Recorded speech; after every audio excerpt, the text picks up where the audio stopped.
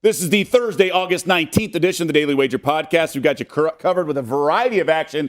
NFL preseason week 2 gets going tonight with one game. Also hit the diamond, also hit the WNBA.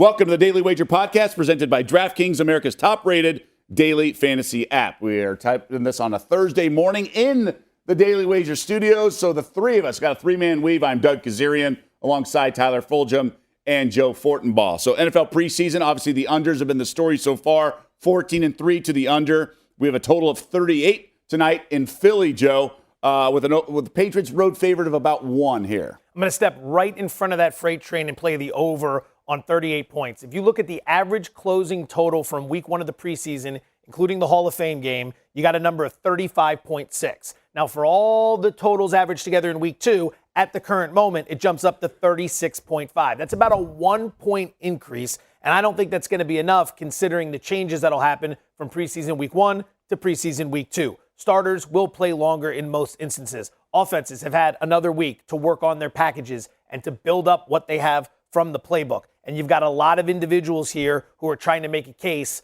for starting jobs or for spots on the roster. Now, I know that applies to the defense as well, but when you factor in the ability to drive a team down the field that Cam Newton has, Jalen Hurts has, Mac Jones showed that in week 1, and Joe Flacco as well, who was a bit surprising, I think we're going to see more moving, more offense, more scoring. I will play over 38 points between the Eagles and the Patriots. I got a feeling the way you're shaking your head, the audience can't see it, might be disagreeing.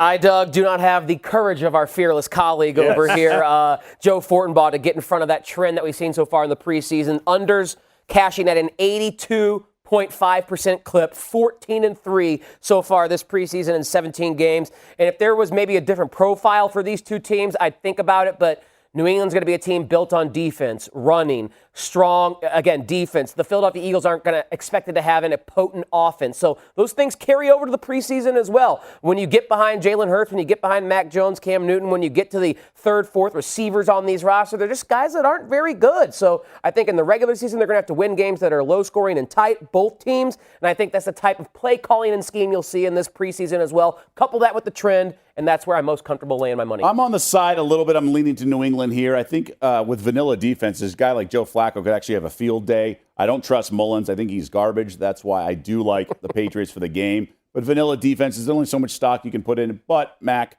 and Cam will be going head-to-head here, competing for that starting job. So I'm going to wait for some in-game wagering as well. Now, I'm not opposed to that, of course. Okay, guys, we got some games on the diamond. A couple have already going to be starting. So the Angels-Tigers underway, Orioles-Rays underway. But a little bit later, as we have this getaway day. Tyler, I like what you've got at Busch Stadium. I'm going to tail you here. Yeah, I've been betting on the totals in this Brewers-Cardinals series. Under Game 1 cashed easily. Game 2 should have cashed, if not for the Alex Reyes blown save. But this time, we don't have a great pitching matchup. A decided advantage for the Brewers. So any which way you want to bet Milwaukee against John Lester and the Cardinals, I'm willing to do that. Brewers' first 5 run line, -140. Run line for the game is -120. Brewers team total over 4.5, -120. Brandon Woodruff, really, really good. John Lester, really, really bad. ERA north of 5, whip north of 1.6. Hitters batting .300 against him this season. His numbers have actually been worse in St. Louis than they were earlier this season in Washington. So every which way you want to bet the Brewers, Doug, if you want to tail, I'm all about it. I liked your first 5 at -0.5, and then if we hit the press midway through the game live wagering, I'm willing to do that. Hopefully, if you're hearing this early enough, because the game goes off at 12:40 p.m. Pacific, it's the Diamondbacks and the Phillies. First 5 innings, I'm going to go under 4 runs. That is a really low total, but for good reason. Madison Bumgarner, the big lefty, is going to go for Arizona. If you just look at his statistics in their totality for the year, you're going to think to yourself, why would you think under here? Ultimately, Bumgarner hurt his shoulder in June. He was out of action for a while. When he came back in July, he's been incredible ever since. He's made 6 starts. He's got a 2.09 ERA. He has allowed 2 or fewer earned runs in all 6 of those starts. Zach Wheeler is going to go for the Phils. There's been some ups and downs as of late, but he has had a season worthy of consideration for the Cy Young. Arizona, 29th against right-handed pitching in home runs, 23rd against right-handed pitching in weighted runs created, 28th against right-handed pitching in weighted on-base average. Translation, they don't hit righties all that well. Under 4 runs in the first 5 innings between the Diamondbacks and the Phillies. All right, so Wheeler's come back to earth a little bit, but he's still got some impressive stuff. I'm going to the WNBA to wrap things up. I'm going to take the 5.5 with the Minnesota Lynx. You know, we've seen the NBA and also the WNBA, these home series games. It's not home and home. It's back-to-back. Sun just beat them by double digits. Lynx played terribly in that game. Connecticut could actually be the best team in the league with Jones coming back. I love Bonner, but I think it's a nice bounce-back spot for the Lynx. They're well-coached. They play hard. Obviously, Fowles is their stud. So I'm going to grab 5.5. The line feels like it should be 4, so I'll take the 5.5 here. Didn't want to get involved with the Mercury game. I think Diggins is out. It's day-to-day, but she'll probably miss the game. Number feels right there. And then the Sparks also have that kind of doubleheader thing.